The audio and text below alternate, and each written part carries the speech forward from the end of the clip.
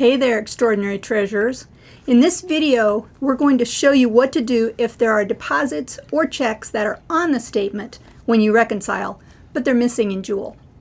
Remember when I told you if you found something on Jewel that was not on the bank statement, to just ignore it? But if you found any entries that were on the bank statement but were not in Jewel, we'll take care of those right now. As you go through the reconciliation, you may find deposits and payments that are missing in Jewel. We need to mark it in such a way that we can easily find it again. Maybe circle it or underline it. Maybe even use a different color can be helpful. Once you've finished going through the whole statement, it's time to circle back and enter all the entries that were missed. If it's an offering deposit, like Adventist giving that's missing, you'll need to contact me for help, because you don't have access to the Start New Offering button anymore. If it is a non-offering deposit, such as rental income or your annual evangelism allocation from the conference, click on the General Journal Entry button just above the rainbow picture, which will take you to the General Journal screen where you can enter it. Then when you click on OK to finish the entry, you'll be brought right back to the Reconcile page. If it's a remittance check that's on the statement, but you can't find it in Jewel, don't create a new one. Contact me for help with that. Maybe it's a utility bill that's missing from the check section. If your church has your utility set up as automatic payments and you're reconciling September before you close September, this is a good time to enter them. This is how you do it. Click on the red X, Cancel, to leave the Reconcile page and say yes to save your work. Click on Write Checks and enter the missing payments that you have marked on your statement. When entering automatic payments such as utilities, use the date that it was deducted from your bank. Fill the rest of the check out as you normally would. Make sure you click on the electronic payment box just under the signature line. That will enter it as a payment without using a check number. Then click on OK to save and return to home page, where you will click on Reconcile to complete your journey back to the bank rec page. I'm going to throw in a graduate level tip here for any treasurers who want to take it to the next level. When you first start out, you're just trying to get everything into Jewel, and that's okay. But as you become more experienced, it's good to aim to enter all of your automatic and electronic payments in Jewel in the month that they were actually paid, and use the date they were actually paid on the statement or the due date from the monthly statement.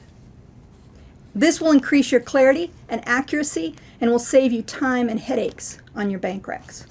For example, let's say you receive your monthly electric bill in the mail on August 25, but the due date says September 8. But wanting to get it taken care of, you enter it immediately, which means it will show up in August in Jewel.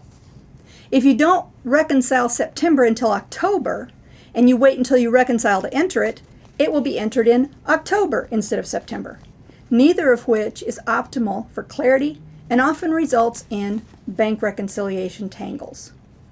You can make it work most of the time, but if you want your reports to be above average, be meticulous with the dates you use on your electronic payment entries. Okay, back to our topic. When you have an interest entry that needs to be entered, the best way to do it is right from your bank rec screen. Start by clicking on New Entry in the bottom right corner. I've enlarged the box a bit in the next few slides so you can see what it will look like when you've entered all the information. Make sure that the Deposits and Interest Earned button is clicked. In the Account Name box, you should enter the account where your interest income usually goes. It varies from church to church. Enter the interest amount in the Income box. Enter the date from the statement that the interest was added. Your memo should include the month, year, and the bank account, along with the word interest. It could say checking interest for September 2020, or it could be entered the way you see it here, as long as all four of those pieces of information are present. Click on Add Entry to save and close. Your interest for that month will appear in the Deposits and Interest Earned section of your screen, already checked off.